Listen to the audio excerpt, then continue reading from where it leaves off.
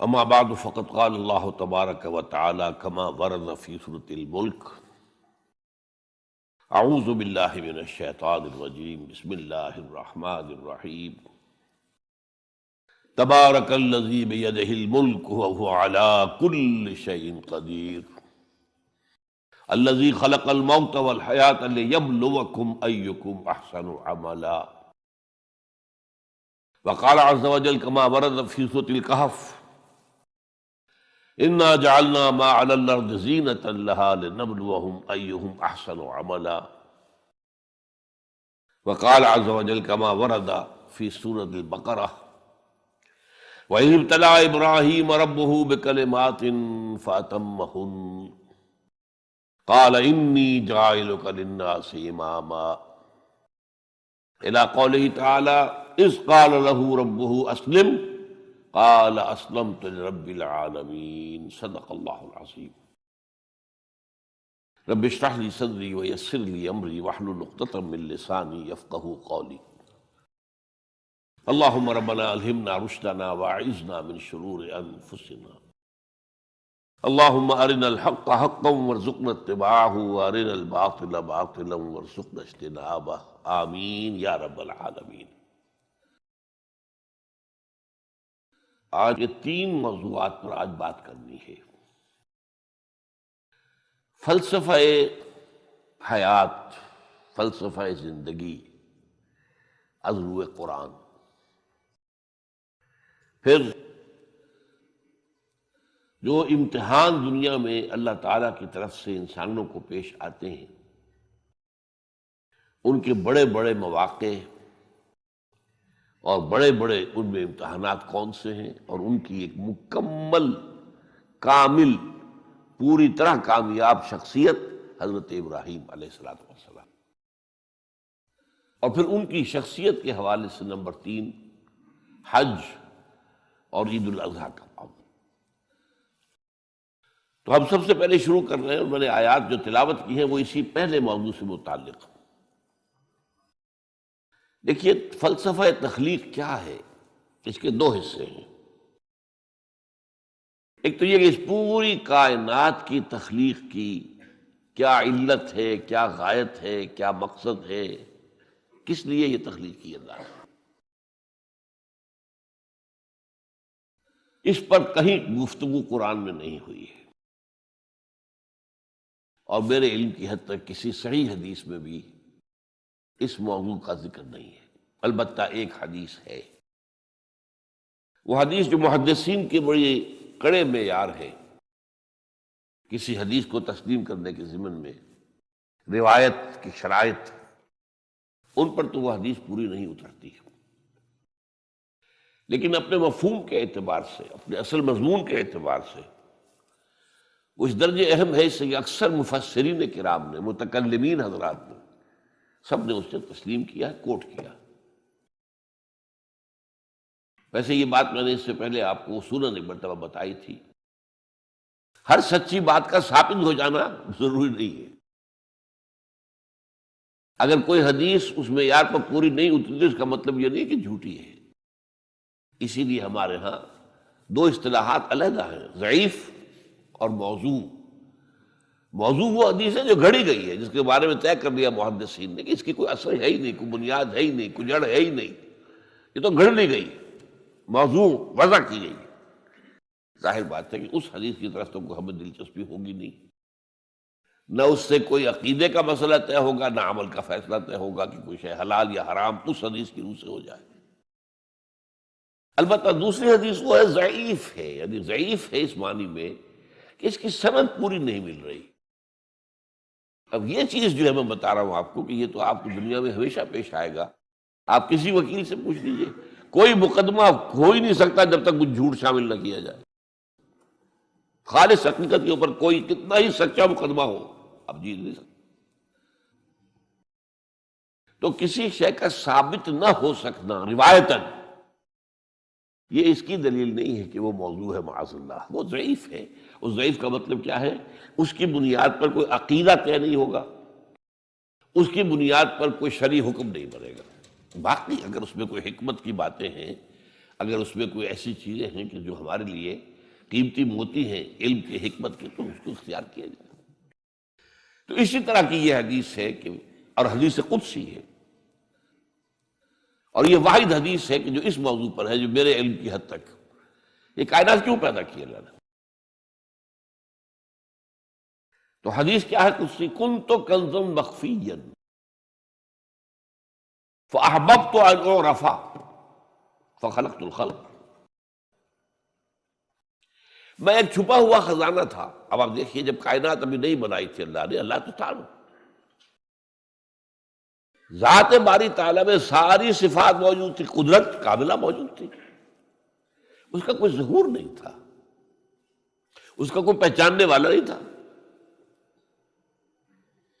کنت کنزا مخفیا، کنز خزانہ، چھپا ہوا خزانہ۔ فاحببت ان اعرف، تو میں نے یہ چاہا کہ مجھے پہچانا جائے، مجھے کچھ لوگ پہچاننے والے تو ہوں نا۔ فخلقت الخلق، تو میں نے خلق کی تخلیق کی ہے۔ اب اس میں دو پہلو ہو گئے، ایک تو اس خلق کے ذریعے سے مجھے پہچاننا، کائنات کو انسان دیکھتا ہے تبھی تو عظمت منکشف ہوتی ہے اللہ کی، اس کی قدرت خلاقی دیکھیے، اس کی حکمت کا کمال دیکھیے۔ جیسے کہ ابھی سورہ ملک کی میں نے آیت آپ کو سنا، اس کے آگے بات کیا ہے کہ تم ذرا اپنی نگاہیں آسمان میں پھیراؤ، دیکھو کہیں تمہیں ہمارے اس تخلیق میں کوئی خلا نظر آتا ہے؟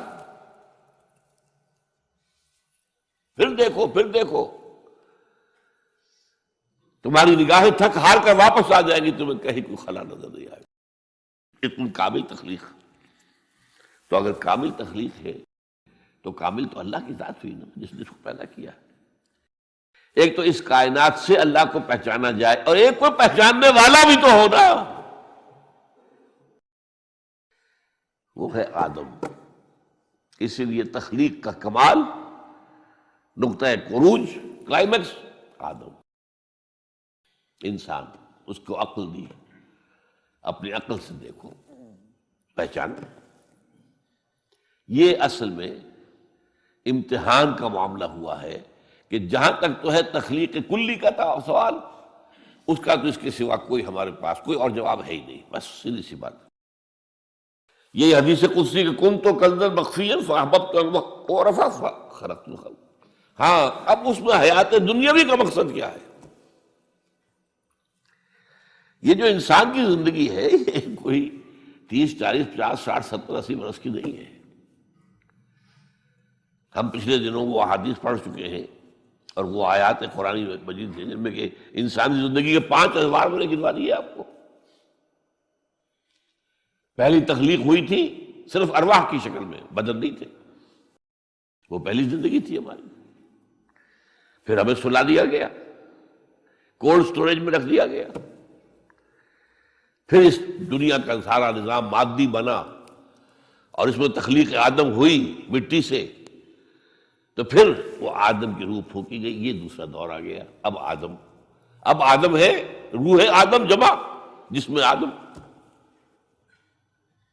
پھر ان پر موت آئی، پھر جلایا جائے گا، اور پھر ہمیشہ کے لیے رہیں گے زندہ۔ تو کیا ہے یہ زندگی آپ کے خیال میں؟ یہ 50 60 70 سال، یہ چھوٹا سا ٹکڑا ہے البتہ۔ اسی کو اقبال کہتا ہے نا، تو اسے پیمانہ امروز و فردا سے نہ ناپ، جاویداں پہم دواں ہر دم جواں ہے زندگی۔ یہ کوئی 25 30 60 70 سال، ان میں سے بھی کیا ہے، کافی بڑا حصہ تو گزر گیا، شعوری نہیں، ابھی فہمی نہیں، سمجھی نہیں، اور ایک خاص عمر کو پہنچنے کے بعد پھر معلوم ہوتا ریورس گیئر لگ گیا کہ لا یعلم من بعد علم شیئا، جو کچھ سیکھا پڑھا تھا وہ بھی گیا، اب تو وہ میموری ہی ختم ہو گئی۔ لہذا تھوڑا سا وقفہ ہے، 40 50 سال بس کریے میکسیمم۔ نہیں، انسانی زندگی یہ نہیں ہے۔ تو اسے پیمانہ امروز و فردا سے نہ ناپ، جاویداں پہم دواں ہر دم جواں ہے زندگی۔ اور ایک عجیب مصرع ہے اس شعر کے اندر، اس غزل کے اندر ہے، کبھی جاں اور کبھی تسلیم جاں ہے زندگی۔ اس کو بہت کم لوگ سمجھتے ہیں، تسلیم جان کا کیا مطلب ہے؟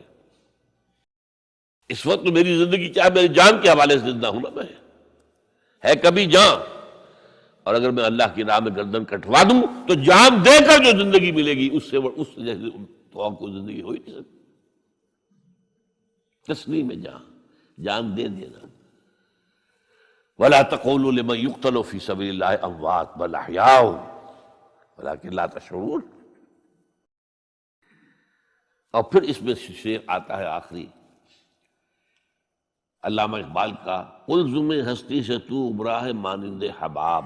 آپ اندازہ کیجئے یہ کائنات ہستی، یہ تو پیسیفک اوشن سمجھیے، الزم ہستی سے تو، اب تیری حیثیت کیا ہے؟ حباب، جیسا سطح سمندر کے اوپر یہ بلبلے ہیں، بس ہماری حیثیت اس کے سوا تو کچھ نہیں۔ الزم ہستی سے تو ابرا ہے مانند حباب، اس زیاں خانے میں تیرا امتحان ہے زندگی۔ یہ جو دور ہے ہمیں دیا گیا ہے زندگی کا، یہ جو ہے اس زندگی میں سے کاٹ دیا گیا کچھ حصہ۔ پہلا حصہ جو تھا وہ روحانی، اس کے بعد موت آ گئی، پھر وہ زندگی آئی جو اس دنیا کی ہے، پھر موت آ جائے گی۔ ان دو موتوں کے درمیان ایک زندگی ہے، اور ایک پہلی موت سے پہلے بھی زندگی تھی، اور دوسری موت کے بعد کی زندگی، 5 ادوار پھر میں گنوا رہا ہوں آپ کو۔ اس حوالے سے جو مقصد حیات ہے دنیاوی، وہ ہے امتحان۔ اس لیے میں نے وہ آیات آپ کو سنائی، تبارک الذی بیدہ الملک وہو علی کل شیء قدیر الذی خلق الموت والحیاۃ لیبلوکم ایکم احسن عملا۔ اس نے یہ موت و حیات کا سلسلہ کیوں پیدا کیا؟ کیوں یہ دو موتوں کے درمیان یہ چھوٹی زندگی علیحدہ کر دی، اور ان زندگیوں سے علیحدہ کر دیا جو پہلے تھی اور بعد میں آنے والی ہے اور جو ابدی ہے؟ خلق الموت والحیاۃ لیبلوکم ایکم احسن عملا، یہ امتحانی وقفہ ہے تمہارا، وہ تمہیں آزمانا چاہتا ہے۔ بلا یبلو، اسی سے ابتلا کا لفظ بنا ہے، باب افتعال، امتحان لینا ہے، اس کو آزمانا۔ لیبلوکم ایکم احسن عملا، تاکہ اللہ جانچے تمہیں، پرکھے کون ہے تم میں سے اچھے عمل کرنے والے۔ پھر یہی بات جو ہے بہت اور شاندار انداز میں سورہ کہف میں آئی ہے، انا جعلنا ما علی الارض زینۃ لہا لنبلوہم ایہم احسن عملا۔ اس زمین پہ جو کچھ ہم نے بنایا ہے اس کا سنگھار ہے، زینت ہے۔ کھیتی لہلہا رہی ہے، آپ دیکھیے کاشتکار کا، کسان کا دل جو ہے باغ باغ ہو رہا ہے کہ نہیں؟ اس کی محنت، اس کی بہت بڑا محل آپ نے بنایا، بہت اچھا لگتا ہے آپ کو، وَمَسَاكِنَ تَرْضَوْنَهَا۔ یہ ساری چیزیں زندگی، اور آج آپ کو معلوم ہے جتنا جتنا یہ دجالی زمانہ آ رہا ہے ہم پر، اتنی ہی زندگی زیادہ پرکشش، زیادہ اٹریکٹیو۔ امریکہ میں جا کر دیکھیے، آدمی مبہوت ہو جائے گا۔ فرمایا ہم نے اس کو، اس کی آزمائش اور زمائش بنا دیا ہے، لنبلوکم ایکم احسن عملا، ہم تمہارا امتحان لینا چاہتے ہیں کہ اس کے حسن کے گرویدہ ہو کر رہ گئے یا نہیں، ہمارے جلال و جمال سے اپنا تعلق قائم کر کے ہمارے طالب بنے، دنیا کے طالب نہیں بنے۔ یہ امتحان ہے۔ رخ روشن کے آگے شمع رکھ کر وہ یہ کہتے ہیں، ادھر جاتا ہے دیکھیں یا ادھر پروانہ آتا ہے۔ یہ امتحان ہے۔ رخ روشن اللہ کا ہے، اور یہ ایک سراب ہے، لیکن ہے بہت کشش والا۔ جہاں بھی آپ جائیں گے ویسٹ میں، اب دبئی میں جا کر آدمی ہوش و حواس میں قائم نہیں رہتے انسان، تو آپ کے اتنے قریب آ گیا معاملہ۔ پہلے جا کے امریکہ جا کر دیکھنا ہوتا تھا، اب تو یہ لاہور سے 3 گھنٹے کی فلائٹ ہے۔ اللہ خیر صلی اللہ، دیکھیے جا کر کس قدر پرکشش ہے، زندگی کا امتحان کتنا سخت ہو گیا۔ اس لیے کہ ظاہر بات ہے جتنی یہ پرکشش ہوگی اتنی ہی آپ کے گم ہو جانے کا امکان زیادہ ہوگا۔ کافر کی یہ پہچان کہ آفاق میں گم ہے، اور مومن کی یہ پہچان کہ گم اس میں ہے آفاق۔ وہ دنیا میں رہتا ہے لیکن دنیا سے بالاتر ہو کر رہتا ہے، بازار سے گزرا ہوں خریدار نہیں۔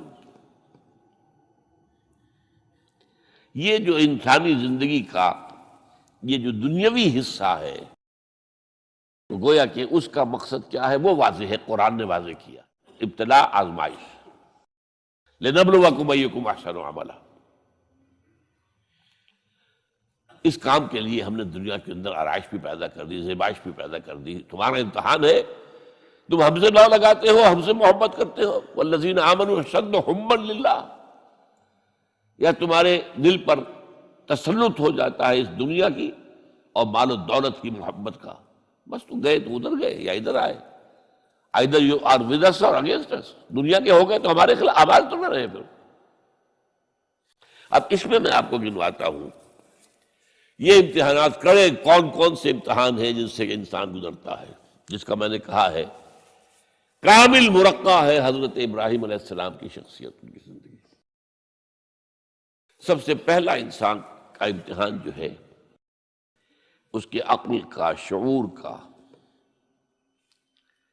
اس کے فہم کا، اس کی فطرت کا، اس کی جبلت کا۔ وہ کیا ہے؟ اس دنیا میں آنکھیں کھولنے کے بعد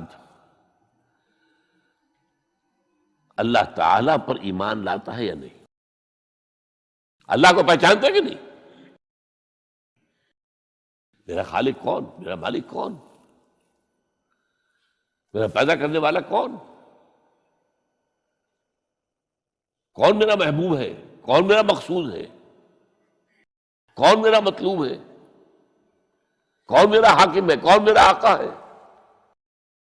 کون ہے قانون دینے والا؟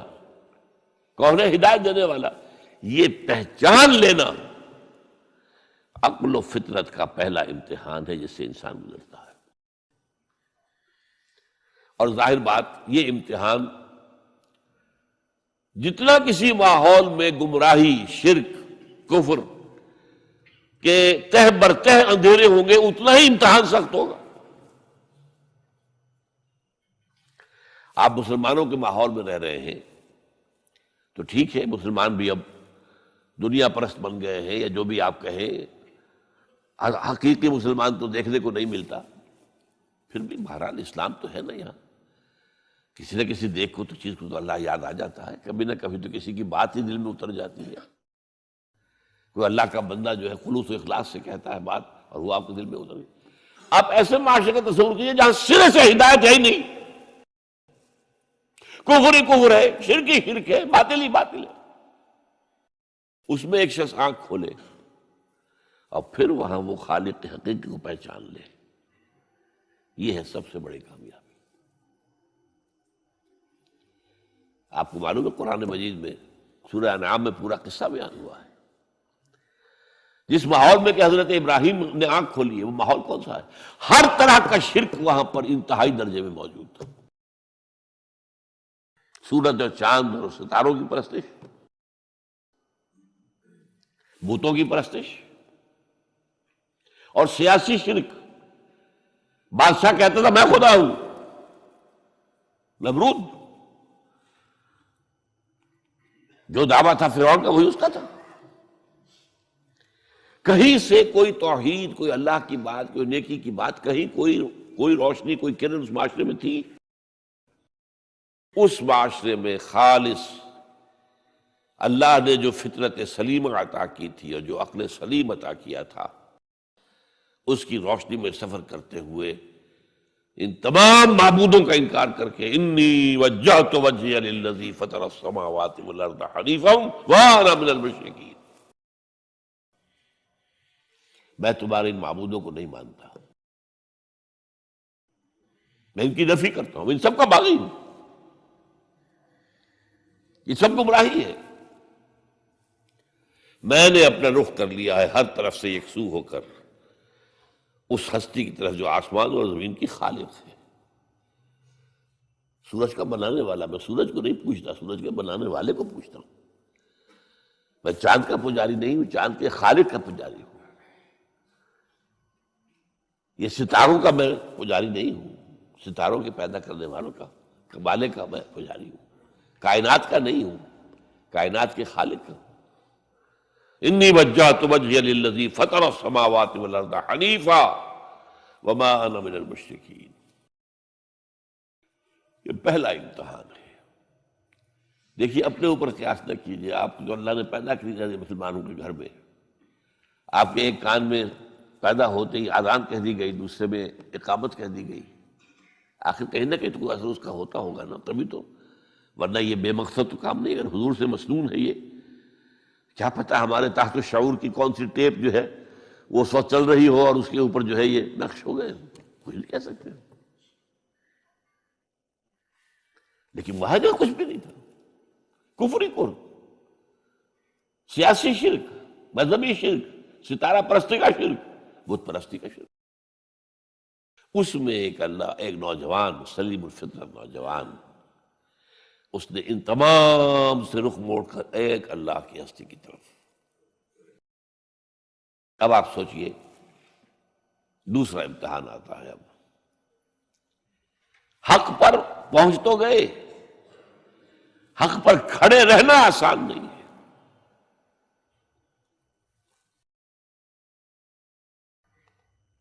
اس کے لیے امتحانات آئیں گے،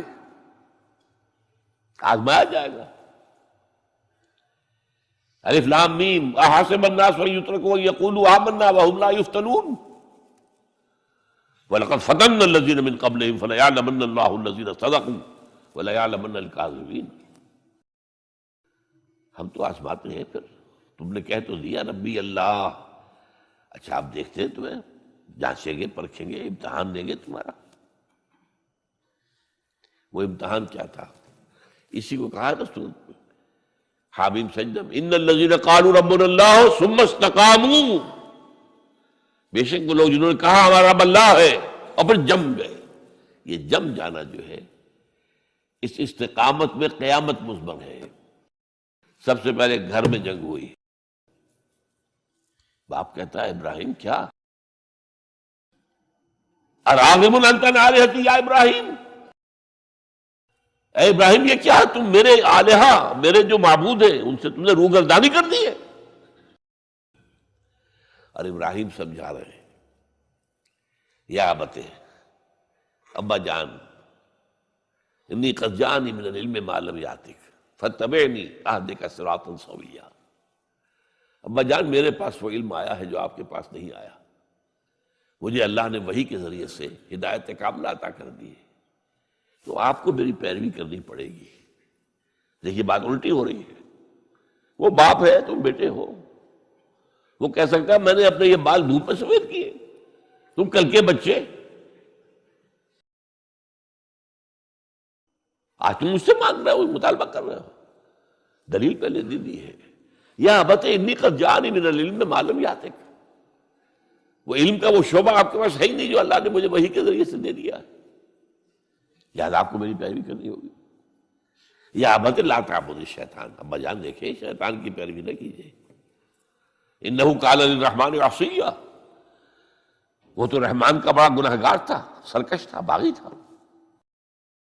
یا ابت انی اخاف ان یمسک عذاب من الرحمن فتکون للشیطان ولیا، ابا جان مجھے بڑا اندیشہ ہے کہ آپ کہیں اللہ کی نگاہ میں شیطان کے ساتھیوں میں شمار نہ ہو جائیں اور پھر آپ پر اللہ کا عذاب نہ آ جائے۔ لیکن جواب کیا دیا باپ نے، اراغب انت عن آلہتی یا ابراہیم لئن لم تنتہ لارجمنک واہجرنی ملیا،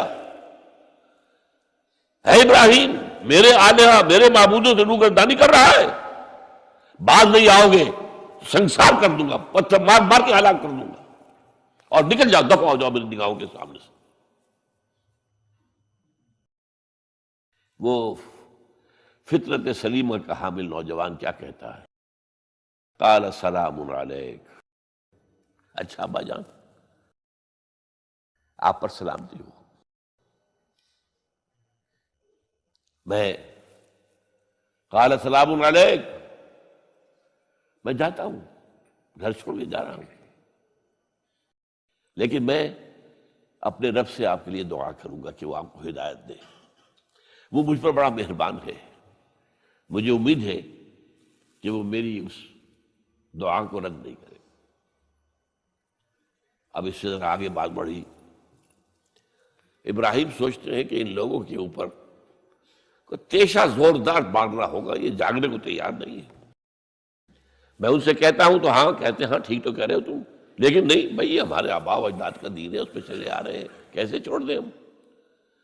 بات تو تمہاری ٹھیک لگتی ہے ابراہیم، تم بات تو صحیح کر رہے ہو، لیکن سورہ عنکبوت میں فرمایا مودۃ بینکم فی الحیات الدنیا، حضرت ابراہیم نے کہا تم اپنے دنیا کی زندگی کی محبتوں کی وجہ سے جکڑے ہوئے ہو، ورنہ تمہیں معلوم ہے میں نے کھول دیا تم پر کہ یہ سب بکواس ہے، یہ تمہارے عقائد جو ہیں بے بنیاد ہے، لیکن دنیاوی محبتیں یہ تعلق جو ہے تمہیں کھڑا کیے ہوئے ہے۔ جب انہوں نے دیکھا کہ ان پر، وہ اقبال کا شعر ہے کہ پھول کی پتی سے کٹ سکتا ہے ہیرے کا جگر، مرد ناداں پر کلام نرم و نازک بے اثر، مرد ناداں پر کلام نرم و نازک، اس کے اوپر تو وہ ہتھوڑا چلانا پڑتا ہے، وہ ہتھوڑا چلانے کی سوچی۔ ان کا کوئی تہوار آ رہا تھا جس میں جا کے باہر میدان میں جا کے کوئی پوجا کرنی تھی کسی خاص ستارے کی، اور پورا شہر خالی ہو جانا تھا۔ حضرت ابراہیم نے کہا میری طبیعت تو ٹھیک نہیں، میں تو آپ لوگوں کے ساتھ نہیں جاؤں گا، آپ جائیے۔ سب چلے گئے، پورا شہر خالی ہو گیا۔ اب انہوں نے ہاتھ میں ہتھوڑا لیا، وہ بت خانے میں گھس گئے اور سب بتوں کو توڑ کے چورا چورا کر دیا۔ لیکن طبیعت میں ایک عجیب قسم کا ایک مٹھاس والا مزاح تھا، تو اس ایک سب سے بڑے بت کو چھوڑ دیا اور اس کے کندھے پر وہ تیشہ رکھ دیا۔ اب جو وہ رات کو واپس آئے ہوں گے، آپ سوچئے ذرا، آج بھی ہندوستان کے شہر متھرا میں یا بنارس میں کہیں بتوں کے ساتھ کے کوئی حشر کر دے تو کیا قیامت آئے گی؟ کیا کیا؟ من فعل ھذا بآلہتنا، کون ہے وہ جس نے ہمارے معبودوں کا یہ حشر کیا ہے؟ بہت کچھ کر کے کچھ لوگ، ہاں ہم سنتے تھے ایک نوجوان جو ہے وہ کچھ ان کا ذکر کیا کرتا تھا ان بتوں کا کہ ان میں کچھ نہیں ہے، کچھ نہیں ہے، کچھ باغیانہ خیالات کا اظہار کیا کرتا تھا وہ ابراہیم۔ بلاؤ، حاضر کیا گیا، یا ابراہیم انت فعلت ھذا، کیا اب تم نے یہ، مجھ سے کیا پوچھتے، اس بڑے بت سے پوچھو، اس سے پوچھو، بھائی سارے ٹوٹے ہوئے، یہ سالم کھڑا ہے۔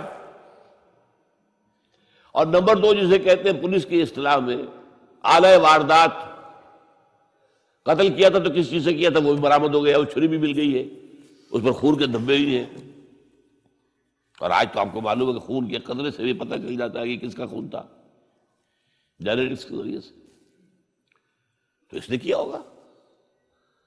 تو کہ ابراہیم عقل کے ناخن لو، ان سے پوچھیں، یہ بات کرتے کوئی، اف لکم، تف ہے تم پر، تم پوچھتے ہو ان کو جو بات تک نہیں کر سکتے، جو اپنا دفاع نہیں کر سکتے، جو اپنے آپ کو بچا نہیں سکتے۔ ایک عام انسان بھی دفاع کرتا ہے اپنا۔ فرجعوا الی انفسہم، اب انہوں نے اپنے اندر دلوں کی طرف دھیان کر کے سوچا کہ واقعی ابراہیم صحیح کہتا ہے، لیکن پھر لوٹے، پھر وہ عصبیت، پھر وہ آباء و اجداد کے ساتھ تعلق، پھر وہ معاشرتی نظام۔ انہوں نے کہا بس اس کو قتل کرو، اب اس کو ختم کر دو۔ یہ اس کو فیس کرنا، آپ سوچ لیجیے یہ کتنے بڑے امتحان کی بات تھی، کتنے بڑے جگر کی بات تھی۔ اچھا چونکہ وہاں نظام بھی تھا، بادشاہ کے دربار میں حاضری ہو گئی۔ ابراہیم ہم نے سنا تم ہمارے سوا کسی کو خدا مانتے ہو؟ جی ہاں، کون ہے وہ خدا؟ فرمایا میرا رب وہ ہے جو زندہ رکھتا ہے اور مارتا ہے، ربی الذی یحیی و یمیت، قال انا احیی و امیت، میں بھی زندہ رکھتا ہوں اور مارتا ہوں۔ فوراً جو ہے حکم دیا، جیل خانے سے 2 قیدیوں کو بلایا، ایک کی گردن اسی وقت مار دی، دیکھو میں نے مروا دیا کہ نہیں، ہے نہیں میرے پاس اختیار، اور ایک کا جان اسے چھوڑ دی، تو میں خدا ہوا کہ نہیں؟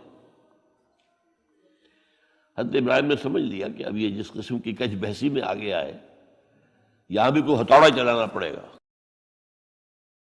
فرمایا فإن اللہ یاتی بالشمس من المشرق فأت بہا من المغرب، میرا رب وہ ہے جو مشرق سے نکالتا ہے سورج کو، تم خدا ہو تو ذرا مغرب سے نکال کے دکھاؤ۔ فبہت الذی کفر،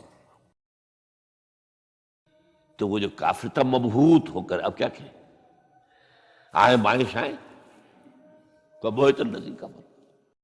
لیکن میں یہاں پہ جو زور دے رہا ہوں، آپ اس ہمت، اس قوت ارادی کا اندازہ کیجئے کہ جو ایک بڑے زبردست بادشاہ کے میں سامنے کھڑے ہو کر یہ بات کر رہا ہے، اور ڈٹ کر کر رہا ہے، آنکھوں میں آنکھیں ڈال کر رہا ہے۔ ان الذین قالوا ربنا اللہ ثم استقاموا تتنزل علیہم الملائکۃ الا تخافوا ولا تحزنوا وابشروا بالجنۃ التی کنتم توعدون۔ یہ کیفیت۔ تو پہلا امتحان تو ہے ان مادی غلافوں میں لپٹے ہوئے ہونے کے باوجود حق کو پہچان لینا، اس مادی کائنات میں گم نہ ہو جانا، اس سے ماورا، اس سے بلندتر ہو کر اس ہستی کو پہچاننا جس نے اس کو پیدا کیا۔ انی وجہت وجہی للذی فطر السماوات والارض حنیفا وما انا من المشرکین، پھر اس پر قائم رہنا،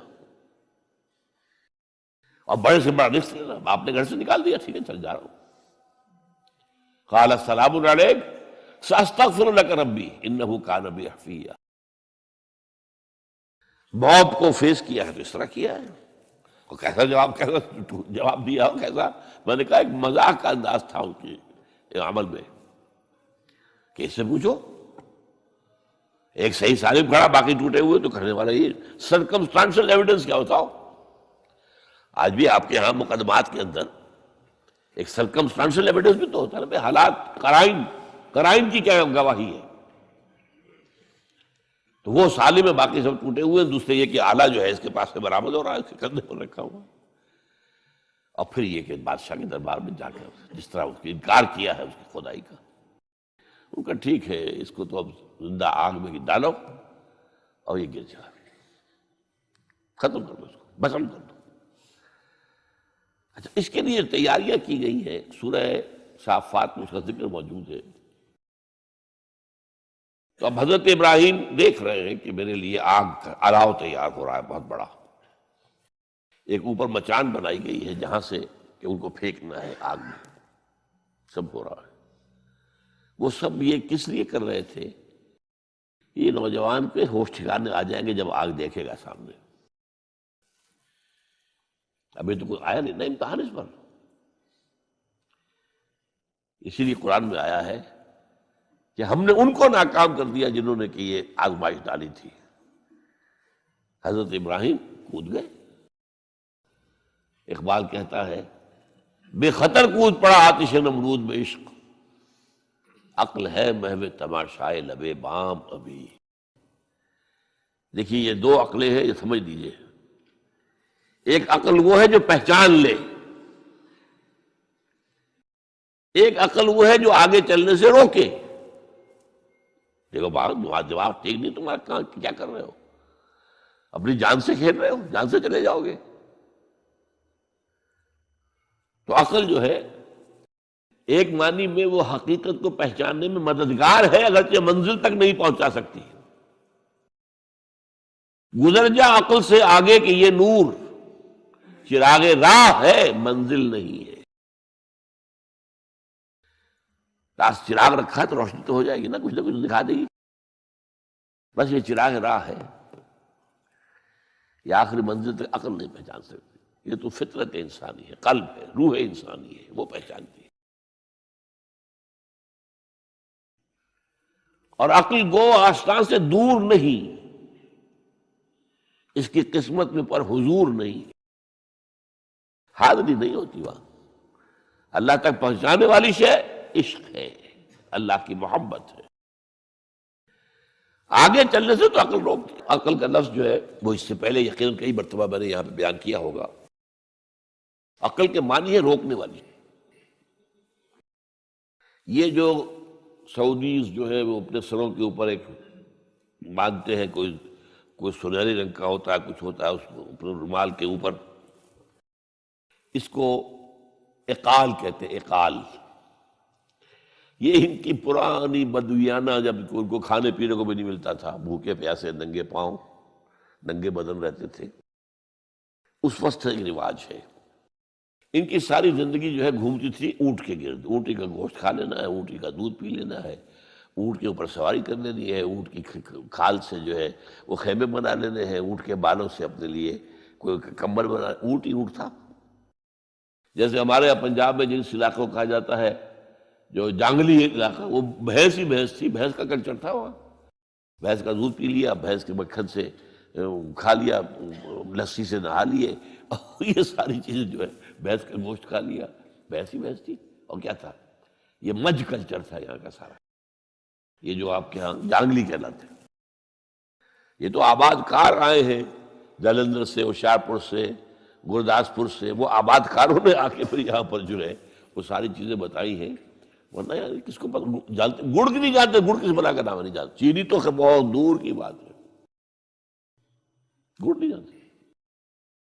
تو ان کا یار کیا معاملہ تھا؟ اونٹ ہے۔ اب اونٹ کا یہ ہے کہ جب بدو سواری کر کے جا رہا ہے، ایک جگہ پر اترا ہے، اسے پیشاب کرنا ہے، کچھ اور کرنا ہے، اب اس خطرے سے کہ کہیں اونٹ بھاگ نہ جائے، اس کے ایک گھٹنے کو ایک رسی سے باندھ دیتا تھا۔ اب 3 پاؤں رہ گئے، 3 پاؤں سے اچک تو سکتا ہے، وہ بھاگ تو نہیں سکتا، تو اچک کر وہ اگر کہیں کوئی آس پاس درخت ہے، کیکر کا درخت ہے، تو وہ ناشتہ کچھ کر لے، کھا لے، کوئی حرج نہیں ہے، ایک بھاگے نا۔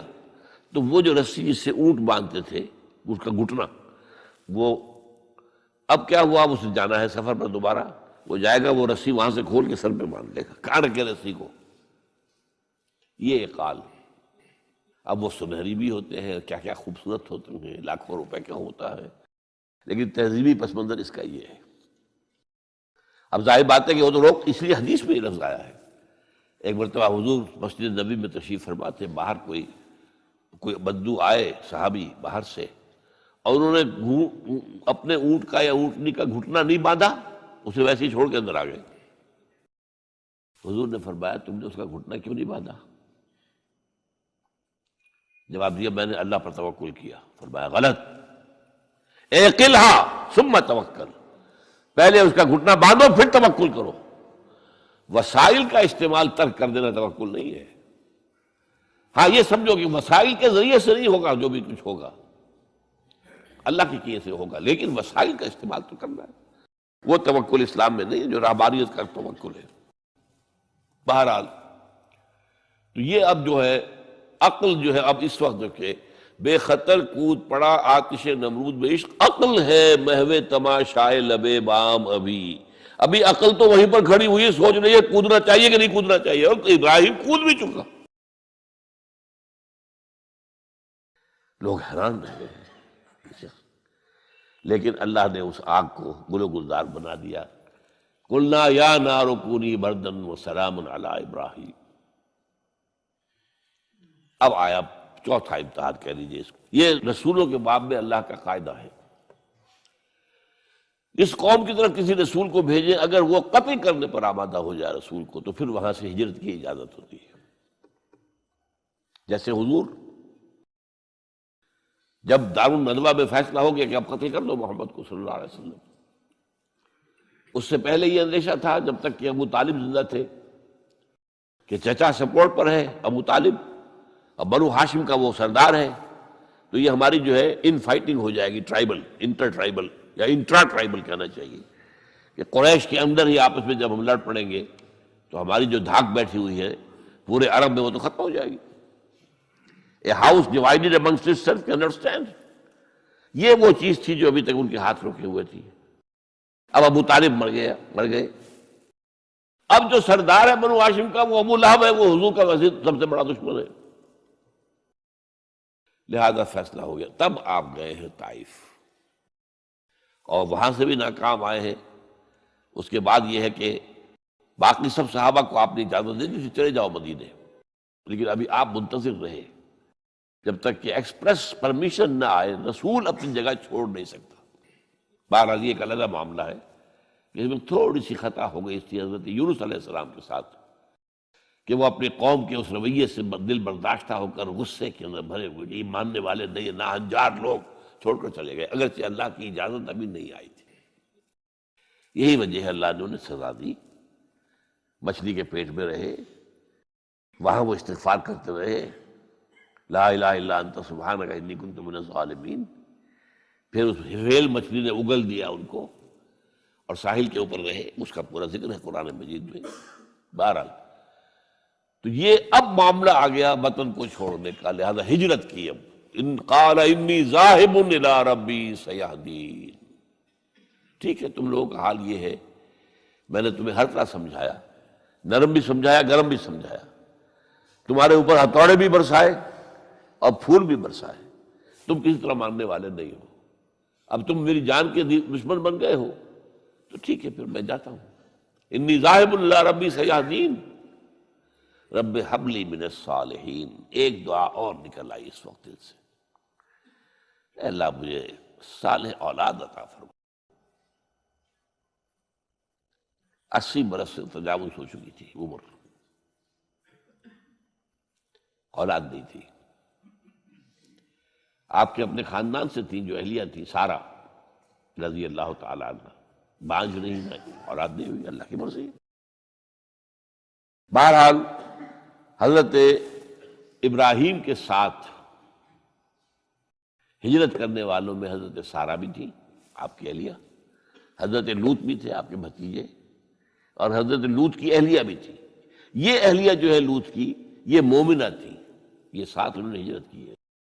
بعد میں جب انہیں اللہ تعالیٰ کے حکم سے حضرت ابراہیم نے بھیج دیا سدوم اور عامورہ کی بستیوں کی طرف، تو وہاں شاید معلوم ہوتا کوئی اور شادی کی ہے، وہ کافرہ رہی، اور اس نے جو ہے حضرت لوط کے ساتھ جو ہے خیانت کا معاملہ کیا، وہ ایک علیحدہ معاملہ ہے۔ بہرحال اس وقت جو دعا کی رب ہب لی من الصالحین، اس کے جواب میں اللہ نے فوراً ہم نے اسے ایک غلامن فبشرناہ بغلام حلیم، ہم نے انہیں بشارت دے دی ایک بہت ہی بردبار، حلیم الطبع، متحمل مزاج بیٹے کی۔ یہ اسماعیل کی تعریف ہے، نوٹ کر لیجیے گا۔ دوسرے بیٹے ہوئے حضرت سارہ کے بعد میں، ان کو کہا گیا ہے غلام علیم، عالم۔ حضرت اسماعیل کے لیے کہا گیا ہے غلام حلیم، بہت بڑے حلیم، متحمل مزاج، بہت بادشاہ۔ اس کا بھی تھوڑی سی داستان بیان کر دوں۔ حضرت سارہ کہاں کے یہاں اولاد نہیں تھی، حضرت ابراہیم ہجرت کر کے آئے تھے، کہاں سے پیدا کہاں ہوئے تھے؟ شہر ار، یہ جو عراق کا اس وقت کا سب سے بڑا شہر تھا، صدر مقام تھا، وہاں پیدا ہوئے تھے۔ وہاں سے ہجرت کر کے کہاں آئے؟ شام میں علاقہ، خاص طور پر فلسطین کا جو ہے کنعان، یہاں آ کر آپ نے ڈیرا اپنا جما لیا۔ اور اس کے قریب میں ہی 2 بستیاں تھیں جہاں پر کہ وہ سوڈومی والا معاملہ جو ہے آپ کو معلوم ہے، بدترین جو ہے گندگی تھی ان کے اندر، جہاں حضرت لوط علیہ السلام کو بھیجا۔ پھر انہوں نے ایک سفر کیا مصر کا، اس کی وجہ بھی سمجھ لیجئے۔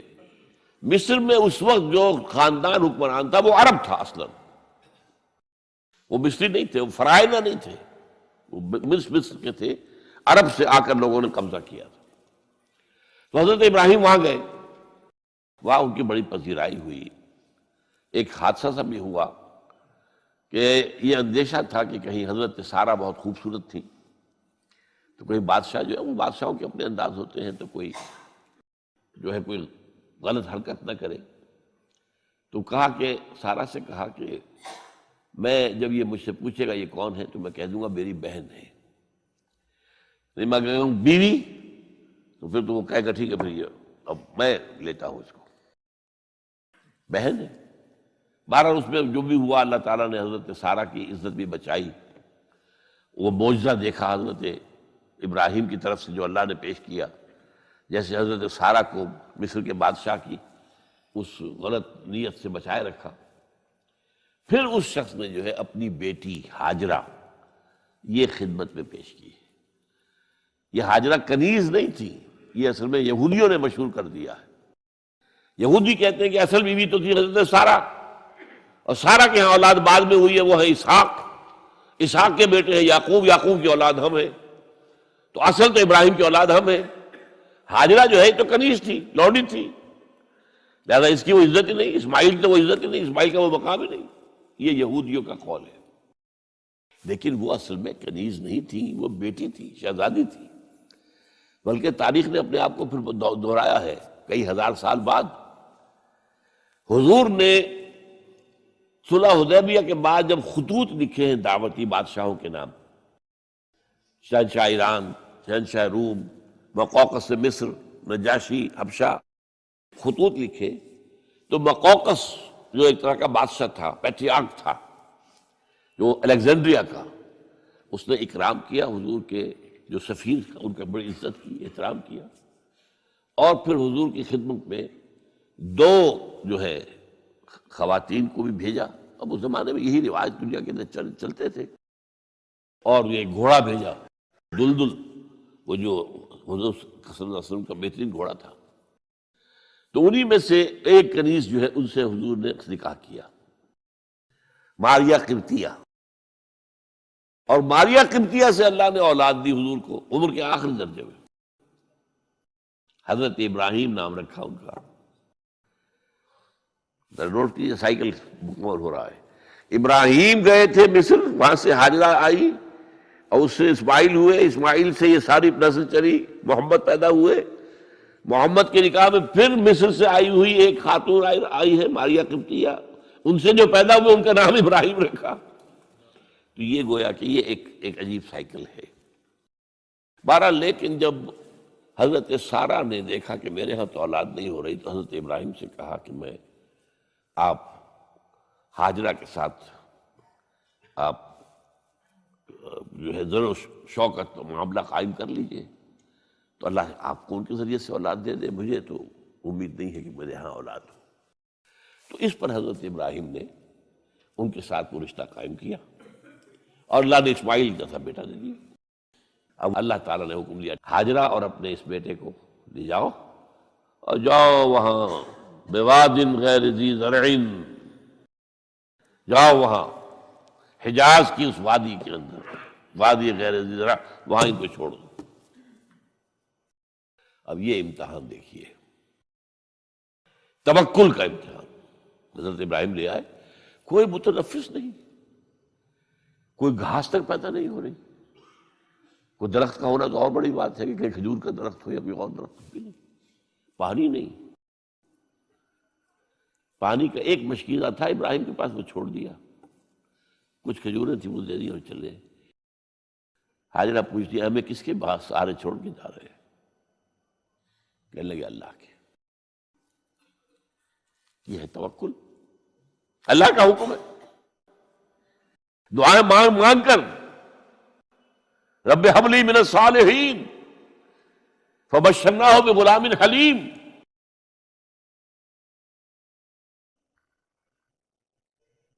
اب وہ بچہ آتے رہتے تھے، چکر لگاتے تھے۔ فلما بلغ معه السعی، جب وہ بچہ اسماعیل ان کے ساتھ بھاگنے دوڑنے کے قابل ہو گیا، کاموں میں ہاتھ بٹا رہا ہے، 13 برس کی عمر ہو گئی ہے، نوجوان، اب اندازہ کیجئے 100 برس کی عمر، بوڑھا آدمی، اولاد اب تک ہوئی نہیں تھی، یہ ایک اولاد مانگ مانگ کر دعا سے اللہ سے لی ہے۔